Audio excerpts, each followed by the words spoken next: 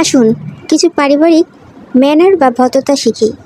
কারোর সাথে দেখা হলে বলতে হয় কেমন আছো, এটা বলতে হয় না ওমা তুমি কত মোটা হয়ে গেছো, তুমি এত কালো হয়ে গেছো।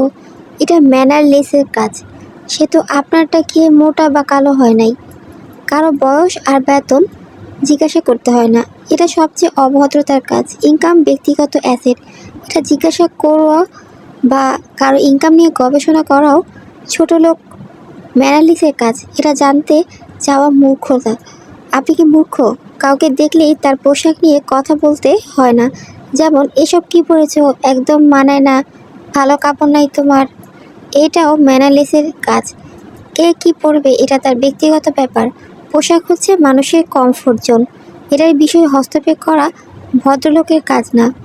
আর এতই মানুষের পোশাক নিয়ে কথা বলার ইচ্ছা থাকলে 2-4টা ড্রেস কিনে নিয়ে যাবেন তার জন্য। হাতে দামি ড্রেস ধরে দিয়ে কথাগুলো বলবেন, মানাবে। দেখা হলেই তার মধ্যে খুঁজে বের করার কমেন্ট করাও একটা